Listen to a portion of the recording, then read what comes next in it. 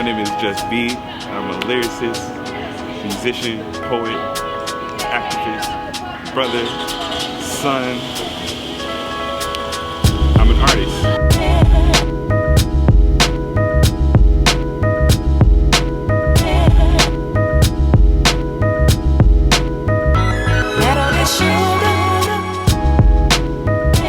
I know Jus'B from the neighborhood, Peaches.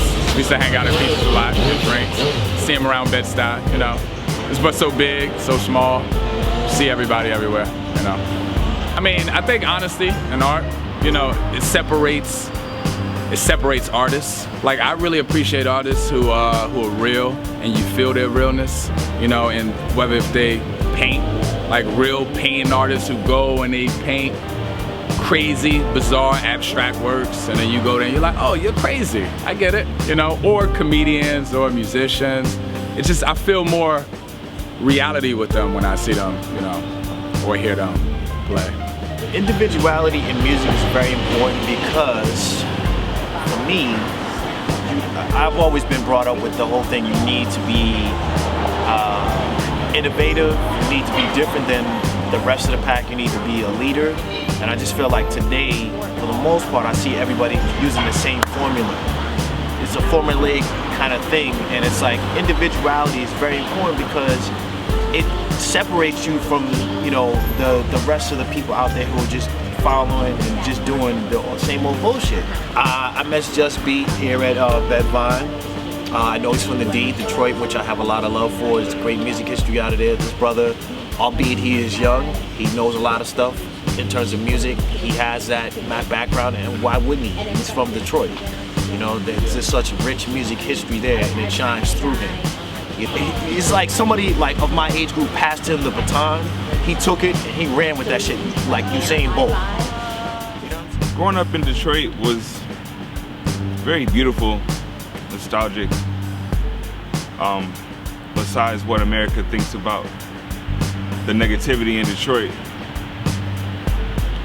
the beauty in the streets and the neighborhood and the community is what I always remember. You know, just going to the park with my family. My mother always made sure that we stayed together as a family. We did events, we would go out to eat, you know, really enjoying the scenery, but most of all, Detroit was about music. And that's just what I fell into. My father just kind of threw me right in it when I was young. I was always with him in rehearsals. He's a guitarist, so I would always follow him around and be in the studio with him, or while he's traveling, you know, I was just right there. You know, my mother put me in a lot of different things as a kid. She wanted to know what I liked, so she put me in basketball, football, theater, baseball, tap dancing, soccer. She put me in just a bunch of different things, and the first thing that really stuck was tap dance. I was 4 years old, 5 years old, and at the time Gregory Hines was teaching at Wayne State University in downtown Detroit. And she got me in some private lessons with him. And as a kid, I didn't know who Gregory Hines was. I didn't understand mostly how much money she was spending for me to have solo time with Gregory Hines. And that was like the beginning of art for me. The sound and the rhythm that I can make with my feet kind of became like the rhythm of life for me. Yeah, I met Jus'B around music. I was playing some Dilla tracks at a spot that I didn't really think the people would even feel on a certain level because it wasn't that type of spot until he came up and you know, he knew everything that I was playing, and he just spoke from a place of earnestness that I really appreciated. And then I started to see him around at the same spot, and he started to bring a lot of culture to the spot in terms of his choices in music and the people that he runs with. And I mean, I'm inspired by you, and I really appreciate your sincerity and the clarity of your mission, brother. So, peace, man. Happy to be a part of this. Jus'B brings a old but new spin on the rap game, far as R&B and even R&B. Just a chance to bring the two together and make us, you know, understand the struggles and that our people have went through and everything, and bring it all together in the way, you know, he just, through his music, influence. I like the guy. 2 reasons. One, I got into a fight one day, he's gonna help me. The second is, I like people who are honest in their lyrics. When he's rhyming, he's not trying to be the hardest cat in the room. He's not trying to be the most gangster cat in the area. He's trying to give his vantage point. And when I gave him a beat to rock over, and I don't do that often, I'm very, very, very, very, very, very, very anal about giving out tracks. He blessed it properly. And I heard the stuff he's doing with other producers, and I feel like he has a purpose behind the music. Music is missing my story. That's exactly what music is missing. Music is missing telling the story of the struggling artist. Music is missing the voice of telling the story of our people. Music is missing so many different things right here, right now. Right now it's just, and I'm like over that. People should listen to Jus'B because he has something to say. With music, it's not about the backbeat. The backbeat will always be there, but what are you saying to me? What are you telling me? What are you doing? Jus'B has a message. You should listen to it. It wasn't hard to, well, in the beginning, it was a little different for me. Like the name Jus'B is literally what it says, just being yourself. And my name is Brandon, and we just added the just in front of the B to really signify being yourself, just always remaining consistently yourself. Being Jus'B in New York, once I got that mindset of what that name really means, it became easy for me. You know, Jus'B is every day for me. It's like it's just who I am. I'm just being myself. Like it, love it, hate it, whatever the case may be. But in New York as an artist, it can get a little challenging. You're in a city where everybody does the same thing. Everybody's trying to get to the same place, or at least they think they are. And you can get lost in the sauce if you don't know what your voice is, if you don't know what you're trying to do. Because it's gonna be other people out there doing what you do, but they're not gonna do it like you do it. They're not gonna tell the same story that you are. Your story is the most important thing. So anybody can do music and be great at it, book a bunch of shows or whatever, but what about your story? That's what's gonna make you stand out, because everybody's an individual. So all the things that can make it hard for people in New York to kind of be an individual is what I took as the best part about it, is that it's so many people here that you really can just be yourself. And most of the time people are not even paying attention to you. Like nobody's even caring what you're doing or what you're saying. Just be yourself. So that's really the essence of, you know, Jus'B. It's a constant reminder, you know, of don't try and be anybody else. All I can do is be me. Music is everything. Without music, I'll be a walking zombie. You know, music is my upbeat. Music is my downtime. Music is what I use to love my kids better. Music is what I do to make up with my wife. Music is what I do when I get fashionable. If I didn't have music, I wouldn't have this, I wouldn't have Justin, I wouldn't have Natalie, I wouldn't have these great creators around me.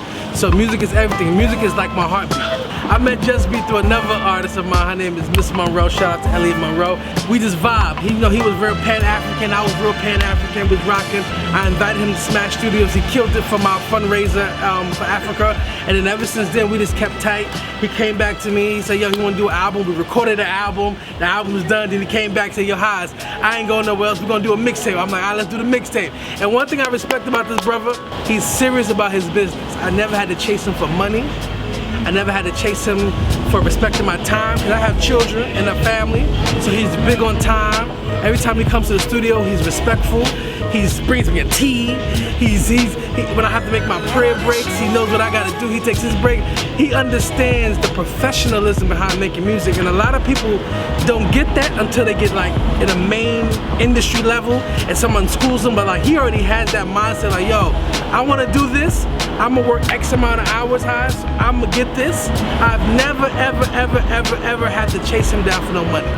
And that's big for independent artistry, because it's like, he shows me how serious he is. So when he hit me and said, yo, I wanna make a mixtape, I'm like, all right, cool, you can do a mixtape, but let's make a movie. let's make a documentary. Let's make a vision. Let's do this thing for real. And I'm gonna put my all in it because I know he's serious, and I know when he win, we all gonna win. It's been a pleasure working with him. It's been a pleasure working with him, and for my own artistry, he's helped ignite, you know, passion back into what it is that I enjoy doing, and even me discovering what it is that I enjoy doing. So one thing that I can say about Jus'B is that he's very generous. He's very generous with his time. He's generous with, for me, being his manager, he's been generous with his artistry. It's very hard to share with an audience, you know, your body of work, but imagine sharing with just like another human being when it's in its embryonic state, when it's unpolished and when it's raw, you know. And a good friend of mine, he has these words, I'm paraphrasing, but you know, have friendships where iron sharpens iron. And that's definitely the kind of friendship and partnership and friendship that I have with Jus'B. I met him through a mutual friend, D'Angelo, and one thing I always remember about every time I came into encounter with B was just, he's always mentioned some new music that's out. Like that was literally always the conversation that we were having. It was long after that I found out that he actually did some acting and some dancing and things like that. But so that just kind of reigns true to really who he is, the essence of who he is, and it's definitely deeply rooted in music. Two can be one, but it won't change unless we add up. You knock our brothers down, but you won't help a nigga stand up. Hashtag the pictures got our people with their hands up. Don't shoot my brother, he just walked to school to man up, but Black Lives Matter, food for thought, I'm getting fatter. There's no comparisons to the pockets of my laughter. This place is a joke, I just push it to the side. I ain't frontin', made a connection with the idea of God. What inspires my style is beyond visual, it's more like life. And life that I've seen in like the vintage shows and things, kind of like, you know, remembering people like the Cosbys and Different World, and you know, growing up watching those shows, there were so many, you know, powerful black men on like Different World and Martin and things like that. You know, these were relatable men, and I kind of got stuck in that era being an 80s baby. I've always been big on beads and accessories. I don't know, it's kind of like my safe haven. I used to wear like 5 uncs around my neck all the time, just weighing me down because I felt like it was like my savior. And now, you know, I don't really think about it that much. I just kind of do what my name says. I just be. I made In the Meantime to bring awareness to the purgatory between the problem and the solution. In the meantime is that gray area. What do we do until we get to the light? Even though we're not at the worst. Like, what do we do in between that time? That's what In the Meantime is about. It's kind of like not only my voice, but a guide to how we can still live in some type of peace after we get it all out. You know, all the anger and everything else. What do we do then? You know, just getting it out. And for the listeners, it's my introduction. It's what's going on right now. This is the first thing that I'm really putting out there, and I'm not really thinking about the normal things like the money or the sales. It's, you know, we all put here to make a difference. We all put here to love, to make peace. So this is my contribution, my first, and not just first, but this is one of my many contributions to the world and to the art world. I would love for it to be heard by the right people.